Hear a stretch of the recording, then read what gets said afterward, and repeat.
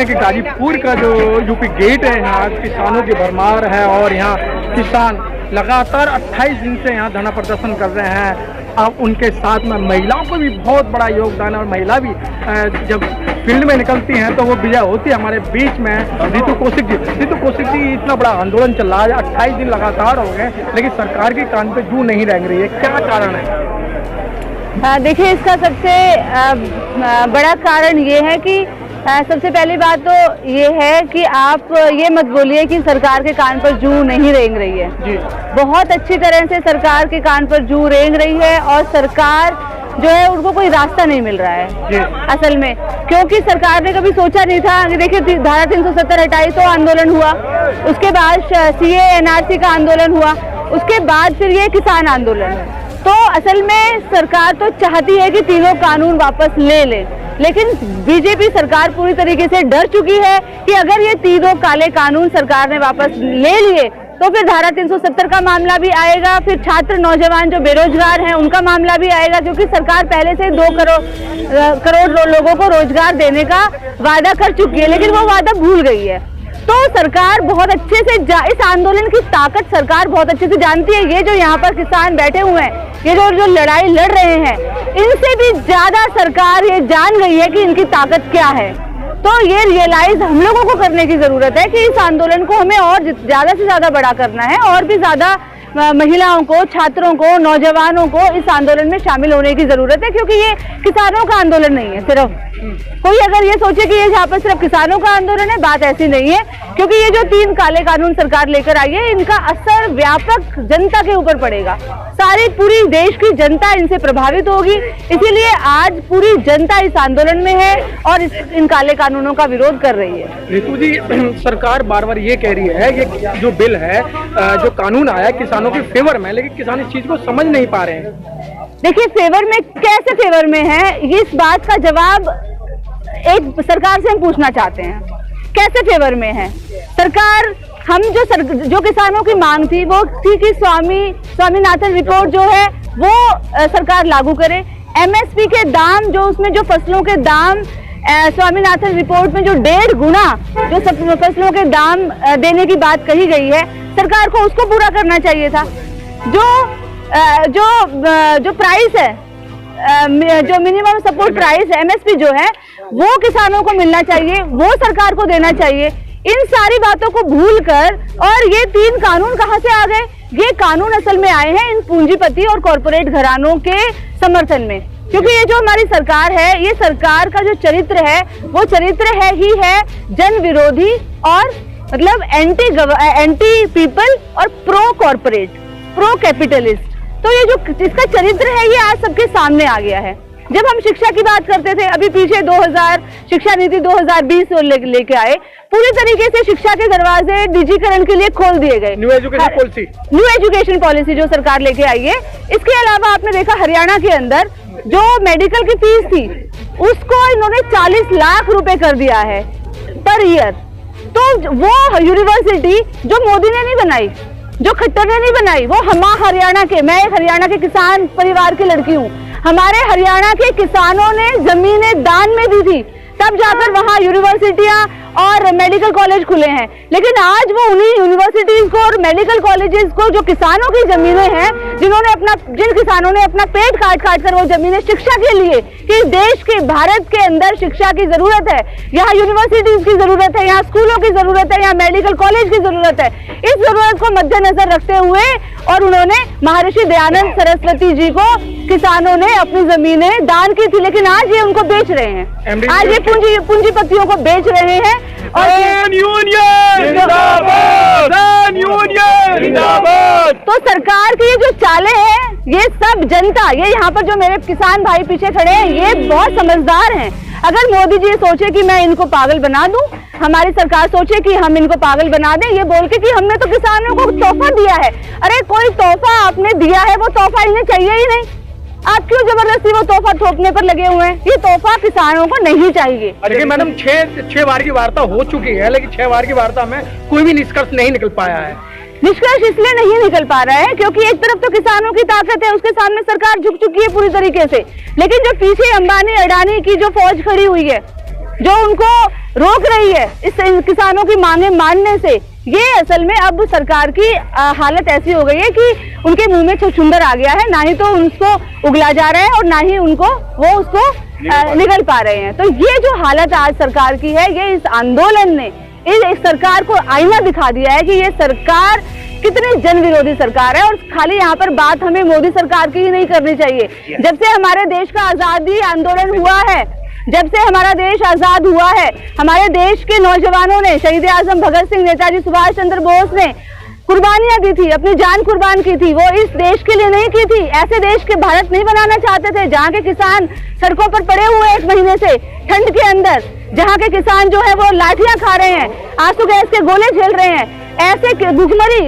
आत्महत्याएं कर रहे हैं किसान सड़कों पर। ऐसे देश के लिए उन्होंने कुर्बानी नहीं दी थी। वो चाहते थे कि इस देश के अंदर मजदूरों का, किसानों का राज हो, यहाँ पर महंगाई, बेरोजगारी की समस्या ना रहे। लेकिन आज हो क्या रहा है? आज उनके सपनों का भारत नहीं है। तो उस समय पर आजादी आने के बाद कांग्रेस ने क्या किया, नेहरू जी ने क्या किया? वो ब्रिटिश ईस्ट इंडिया कंपनी जो 200 सालों तक इस देश के किसानों को, मजदूरों को लूट रही थी, उनके बारे में तो नहीं सोचा। सोचा किसके बारे में? इस देश के पूंजीपतियों को खड़ा करने की जरूरत है। अरे उनको क्या खड़ा करने की जरूरत थी? आज वो विश्व वृक्ष जो उन्होंने बोया था, आज वही विश्व वृक्ष आज जो फल दे रहा है, उसी जहर को हम पीने पर मजबूर हो रहे हैं। वो जो जहर है, वो जहर आज इनको कड़वी दवाई के रूप में पिलाया जा रहा है। इसको इस देश की जनता कभी स्वीकार नहीं करेगी। और जब से यहाँ पर आज आप देख रहे हैं कि हमें सरकार की जरूरत क्या है, मोदी सरकार की जरूरत क्या है। ये हमारे किसान भाई यहाँ पर बैठे हुए हैं, बहनें भी बैठी हुई हैं बड़ी संख्या में। यहाँ खाना भी हो रहा है, सिक्योरिटी भी है, यहाँ पर ये लोग आराम से रह भी रहे हैं। कुछ दिन बाद हम जैसे टीचर यहाँ पर स्कूल भी खोल लेंगे। जरूरत क्या है सरकार की? ये जैसा हमारे देश के जो शहीद थे, हमारे देश के शहीद जैसा सपना, जैसा भारत चाहते थे, वो भारत सिंघू बॉर्डर पर और गाजीपुर बॉर्डर पर और टीकरी बॉर्डर पर और शाहजहानपुर बॉर्डर पर वो हिंदुस्तान बस चुका है, जो जहां पर कोई भूखा नहीं है। यहाँ कोई भूखा, सबका पेट भरा जाता है। लेकिन सरकार तो मैडम कह रही है विदेशी फंडिंग हो रही है। सरकार तो देखिए, सरकार आंदोलन को बदनाम करने के लिए कुछ भी कर सकती है, क्योंकि ये आंदोलन सरकार की परतें उहाड़ रहा है कि सरकार ने कैसे इस देश के जनता को लूटा है और लूट के ये जो तिजोरियां भरी गई हैं, या आज जो पेंडेमिक चल रहा है, अभी आप देख रहे हैं कितने पूरे विश्व के अंदर करोड़ों लोग मर गए हैं, लेकिन हमारे देश में भी लोग मरे, भूखमरी का शिकार हुए, कितने करोड़ों लोग बेरोजगार हो गए। ऐसे बेरोजगार हो गए कि कमर टूट चुकी है लोगों की, वो उठ नहीं पाएंगे। लोगों का परिवार जो है वो पूरी तरीके से खत्म हो चुके हैं, गरीबी से, भुखमरी से। लेकिन उसी दशा के अंदर आप लोगों ने देखा कि हमारे देश के अंबानी विश्व में दूसरे तीसरे स्थान पर चले गए हैं अमीर व्यक्तियों में। भाई उनको क्या गड़ा हुआ खजाना मिल गया पेंडेमिक्स में? कहाँ से गए? हम आप जैसे लोगों का ये तो जो पैसा है हमारी जेब से उन्होंने पैसा लूट कर अपनी तिजोरियां ही तो भरी हैं, या कहां से उनको वो मिला? तो ये जो लूट है, ये लूट खत्म करनी होगी। ये रोकते हुए मैं आपसे एक और सवाल करना चाहूंगा। जिस तरीके से 6 दौर की वार्ता हुई, 15 पॉइंटों पे बात हुई, 9 पॉइंट जो है सरकार ने मान लिया कि वो गलत है, लेकिन वो अभी भी उसको जो है किसी कानून बिल को डस्टबिन में फेंकने को तैयार नहीं है, क्योंकि वो अदानी अंबानी की गोद में बैठे हैं। तो क्या आपको लगता है कि आंदोलन सफल हो पाएगा इसको लेकर? जी बिल्कुल, ये आंदोलन सफल हो चुका है जी। ये आंदोलन तो सफल हो गया है, क्योंकि सफलता का सबसे बड़ा जो पैमाना है वो ये है कि हिंदुस्तान एक हो गया है। हिंदुस्तान एक है, वो अन्नदाता के समर्थन में है, और यहाँ सब किसी को भी हिंदू, मुस्लिम, सिख, ईसाई, कोई जाति से कोई मतलब नहीं है। यही तो हमारा हिंदुस्तान है ना। हिंदुस्तान क्या है? हिंदुस्तान वही है जहाँ हम सब एक फूल है, एक गुलदस्ता है, उस गुलदस्ते में बहुत तरीके के फूल है। यही तो हिंदुस्तान है ना। तो ये तो हार चुके हैं, पूरा हिंदुस्तान एक हो चुका है, और हिंदुस्तान की जनता अब सिर्फ तीनों काले कानूनों के खिलाफ लड़ाई नहीं कर रही है, वो महंगाई के खिलाफ भी लड़ाई कर रही है, वो बेरोजगारी के खिलाफ भी उठेगी। वो जो महिलाओं पर ये जो हर एक दिन में 97 महिलाओं पर अत्याचार हो रहे हैं, छोटी छोटी बच्चियां बलात्कार का शिकार हो रही है, वो ये किसान मजदूर हर बात का जवाब मांगेंगे अब सरकार से कि ये जो लुटेरों को, बदमाशों को इन्होंने खुली छूट दे रखी है, पुलिस का, प्रशासन का और ये जो नेताओं का जो गुटतंत्र बना हुआ है, इसके खिलाफ भी लड़ाई लड़ेंगे। वो तो विश्व गुरु बनाने की बात कर रहे हैं और आप कह रही हैं कि छूट दे रखी है। विश्व गुरु शिक्षा की क्या हालत है आप देख रहे हैं इस देश के अंदर। शिक्षा पूरी तरीके से पूंजीपतियों के हवाले की जा रही है। गरीब लोग अपने बच्चों को इतने महंगे महंगे प्राइवेट स्कूलों में कैसे पढ़ाएंगे।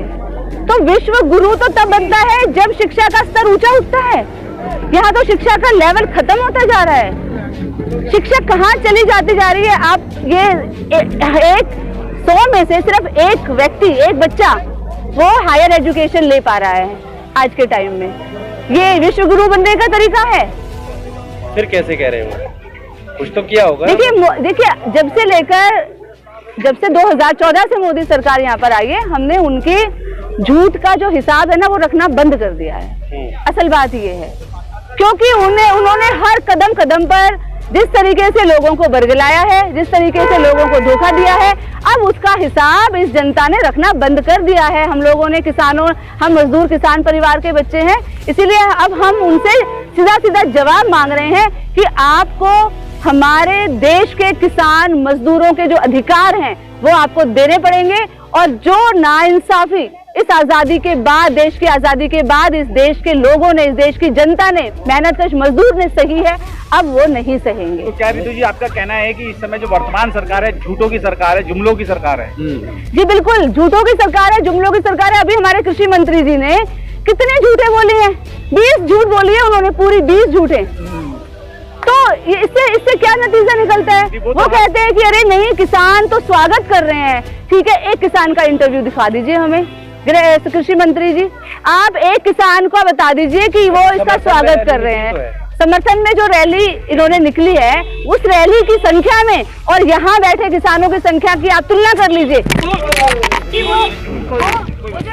वो जो रैली निकाली है वो किस तरीके से वो रैली निकाली गई है उन लोगों ने समर्थन में, और यहाँ पर जो किसान बैठे हुए हैं उनकी क्या मांगे हैं, आप उसकी तुलना कर लीजिए, तब जाकर आपको सच्चाई का पता चलेगा। सरकार ऐसे कह रही है कि जिस तरीके से ये कानून लाए हैं और मजबूत करने की ये बात कर रहे हैं, तो जो कुछ लोग हैं जो एक्टिविज्म के नाम पर किसानों के बीच में जा रहे हैं, भड़का रहे हैं और किसानों को मजबूत नहीं होने देंगे। अर्बन नक्सल कह लो, टुकड़े टुकड़े गैंग कह लो, इन सबके नाम वो लेना चाहिए। क्या सच्चाई? देखिए, सच्चाई ये है कि टुकड़े टुकड़े सबसे बड़ा जो गैंग है ना, उसके तो 2 सरगना हैं, एक है मोदी जी और एक है अमित शाह जी। टुकड़े टुकड़े गैंग के सरगना ये 2 व्यक्ति हैं, क्योंकि इन्होंने ही सबसे ज्यादा इस देश को टुकड़े टुकड़े करने की कोशिश करी है हिंदू मुस्लिम के नाम पर। यहाँ हरियाणा में पंजाबी और हरियाणवी के नाम पर, SYL नहर के नाम पर, जबकि हरियाणा के लोग कह रहे हैं कि हमारी कोई दिक्कत नहीं है, हमारा पंजाब हमारा बड़ा भाई है, हमें मिलकर लड़ना है। हमारी जब माँ, जो धरती माँ है, उसको ही जब ये प्राइवेट के हवाले कर देंगे तो फिर हम पानी के क्या डूब के मरेंगे पानी में? क्या करना है पानी का? जब हमारी माँ को ही ये खेत ही नहीं रहेंगे हमारे, ये टाटा बिरला अंबानी को हमारी जमीनें जब जो है वो दे रहे हैं, तो क्या करेंगे भाई पानी का? कानून को लेकर जिन चीजों में समस्या है उनमें वो संशोधन करने की बात करें, फिर भी आप लोग मानने तैयार नहीं है। संशोधन की तो कोई बात ही नहीं है ना। संशोधन तो यहाँ पर मांग है ही नहीं। संशोधन तो कोई दूर दूर तक सोचने की बात नहीं है, सीधी सीधी मांग है कि काले कानूनों को रद्द करना चाहिए। बिल्कुल, इन कानूनों को बिल्कुल खत्म होना चाहिए। ये कानून नहीं चाहिए, ये तोहफा नहीं चाहिए किसी को भी। अच्छा, एक आखिरी सवाल, जब प्रधानमंत्री खुद कह रहे हैं मन की बात में अब ऐसे, और प्रधानमंत्री हैं तो उनकी बात पर भरोसा कर लेना चाहिए, भरोसा क्यों नहीं है उनकी बात पर? MSP को वगैरह की खत्म नहीं होगी तो भरोसा कर लेना चाहिए। किस बात से? देखिए, बिल्कुल भाई साहब बिल्कुल ठीक बोल रहे हैं। मन की बात, एक व्यक्ति की बात जो है ना, उसकी जरूरत नहीं है, हमें जन की बात चाहिए। जन की बात तो कर रहे हैं, मन की बात नहीं। वो बिल्कुल वो मन की बात सिर्फ अपनी सत्ता को चलाने के लिए कर रहे हैं, और जो सत्ता को चलाने के लिए उनको आज हमारे देश के मजदूर किसानों की जरूरत नहीं है। वो सत्ता उनकी चल रही है इस देश के पूंजीपति घरानों के बल पर। इसीलिए वो मन की बात जो है वो सिर्फ एक भुलावा है, एक धोखा है इस जनता को। जो वो पागल बनाने की कोशिश कर रहे हैं। लेकिन ये जनता अब समझदार हो चुकी है। आज हमारे किसान, हम सीख रहे हैं, हम यहाँ पर आ रहे हैं ना, हम इनसे सीख रहे हैं। ये लोग भगत सिंह की बात बोल रहे हैं। हम लोगों ने कभी एक किताब पढ़ी थी मैक्सिम गोर्की की, मेरा विश्वविद्यालय। अब हमें समझ में आया कि विश्वविद्यालय कौन है, ये है हमारे विश्वविद्यालय। इन लोगों ने सिखाया है हमें कैसे रहते हैं। आज सब कुछ हो रहा है, सब कुछ, सारी जरूरतें पूरी की जा रही हैं देश की जनता की, लेकिन किसी को नहीं पता ये कैसे हो रहा है। तो मजदूर किसानों के पास जो रहेगा ना, वो कभी भूखा नहीं मरेगा। लेकिन जो पूंजीपतियों के पास रहेगा, जो सत्ता आज जो केंद्र में जो सत्ता चल रही है, वो पूंजीपतियों के द्वारा चलाई जा रही है, इसलिए भूखे मर रहे हैं लोग। करोड़ों लोगों कि जेल में डाल दिया जाए इन लोगों को। कोई बात नहीं, जेल किसके लिए, जेल किसके लिए बनी है, जेल किसके लिए बनी है? जेल में हमारे देश के शहीद इन जेलों में ही गए हैं। इसीलिए जेल कोई हमारे लिए कोई डर नहीं है।